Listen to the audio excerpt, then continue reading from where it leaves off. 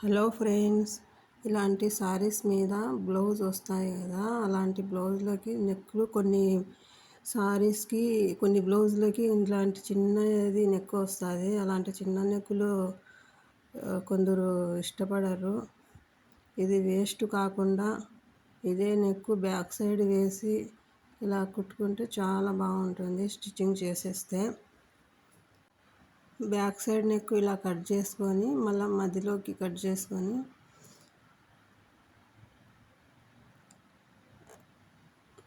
ఇలా వేసేసుకోవాలి.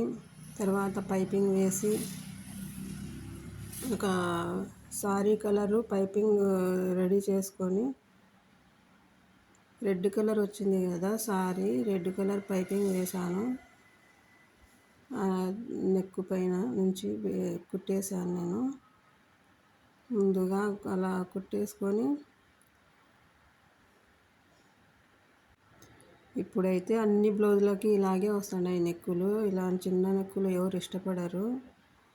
ఇలా వేస్ట్ కాకుండా ఇలా ఏదో ఒకటి కుట్టేస్తే బాగుంటుంది జాకెట్.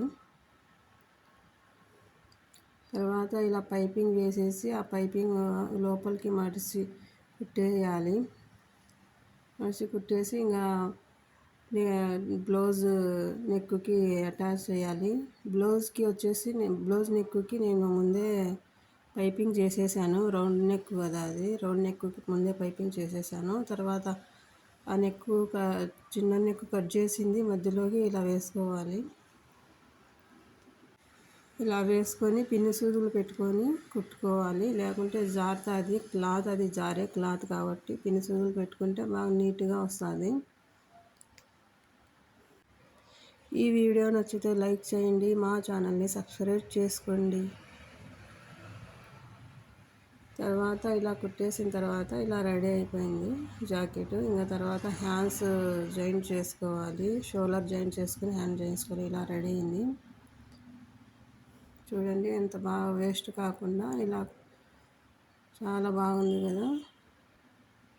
తర్వాత నేను హ్యాండ్స్ జాయింట్ చేసి చూపిస్తున్నాను. అంతేనండి, బాయ్.